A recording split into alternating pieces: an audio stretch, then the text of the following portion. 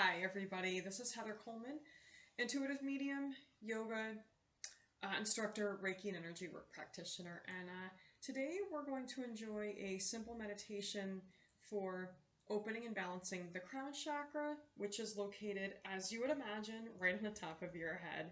Now, your crown chakra is considered one of your seven main. It is a 1,000-petal lotus flower. So our goal is to open up that crown chakra and balance the energy flow in and out. So we're going to do 3 simple yoga poses today for this purpose, along with 4 mudras with our hands. Our first pose is going to be a simple child's pose. So we are going to first come onto our hands and knees with our feet together, knees wider than hip width, and we're going to gently come down. Now, it's okay if in the beginning your flexibilities may be a little limited. Maybe you're able to bring your forehead to the floor, maybe you're not. Either way is okay. The thing that we are going to be focusing on is that the crown of our head is opening forward. So just nice and gently taking an inhale and an exhale. Inhale and exhale. One more time. Inhale. Exhale, and then we're going to gently flow into our rabbit stand. So we're going to take our forehead down to the floor and just reach our arms. That will actually misspoke. This is traditional child's pose. If you've got the flexibility, you're tucking your chin, letting your crown chakra settle into the floor. For 5, 4, 3, 2, and 1. Now it's time to find our rabbit stand. So we're going to walk our knees in towards each other, hips over those knees. I'm going to bring our forehead down to the floor and hands reach toward the ankles or the bottoms of the feet. We're going to keep our crown into the floor. Now, if this is uncomfortable for you, you can modify by taking that more traditional child's pose. So do your rabbit stand only if you're comfortable with it. For 2 more breaths. In and out. One more time. In and out. And then from there we will slowly press ourselves up with our hands and swing our legs around to the front for seated cow-facing legs. So we will begin by bringing our right leg over. Now here is option 1. It's just a simple cross of those legs. And if you're new and or have limited flexibility, this is what you're going to want to do.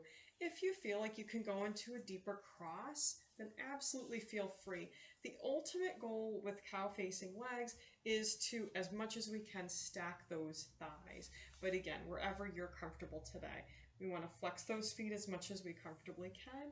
And we're going to hold those cow-facing legs as we flow through a series of mudras. Now, in all aspects, you're going to mirror me, other than the mudras, because I'm going to do the correct hand position. For those of you that can see energy, you'll be able to see it. So our liberation mudra, left hand on the bottom, right hand over. So again, you will not mirror me. You're going to take your left hand underneath your right hand and cradle that shape under your heart and chest.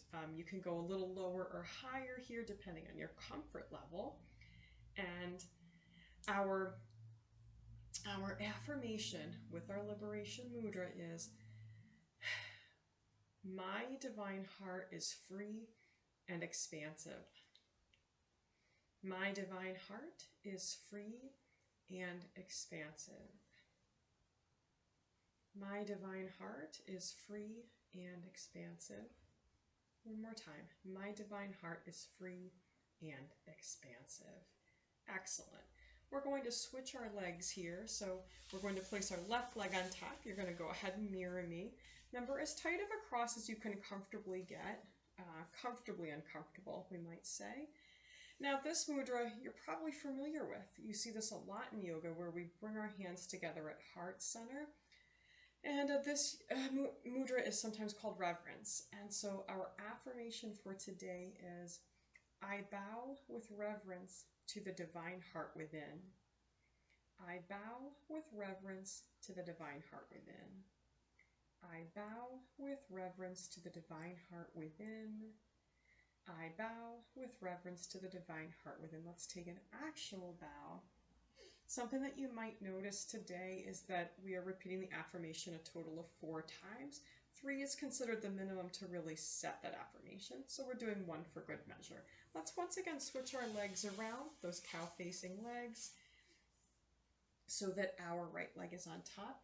And our next mudra is sometimes called oneness. So we've got our thumbs together and lined up. We've got our pointer fingers touching the thumbs in one another, and the other fingers are coming out. We're holding that shape in front of our heart. And our affirmation is, I experience the oneness of everything. I experience the oneness of everything. I experience the oneness of everything. I experience the oneness of everything. Now, to move into our final mudra, let's once again switch our legs. So the left leg is on top. And let's return briefly to our oneness mudra, where we've got our pointer fingers and thumbs touching and lined up and fingers open. And all we need to do to switch into our spiritual truth mudra is rotate the left hand in and the right hand out. So again, you won't mirror the hands. Left hand in, right hand out. And our affirmation is, I awaken the vision of my highest truth.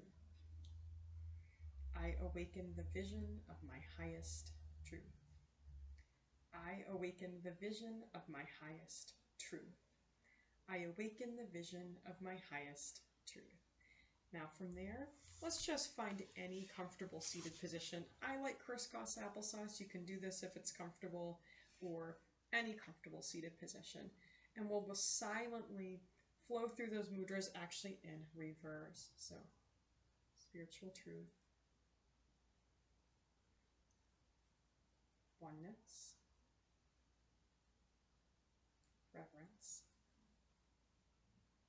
and liberation. And now we'll do the mudras one more time in the original order. So, liberation, reverence, oneness, and spiritual truth. From there, just allow your hands to rest palms up in your lap with your fingers relaxed. And we'll give our minds a little time to process what we just did. Some of you may have noticed that with the oneness mudra, the affirmation was, I experience the oneness of everything. As human beings, we are born with this illusion that we are separate from everyone and everything. And that separation of consciousness does lead to, understandably, a lack of understanding, and to step into greater wisdom.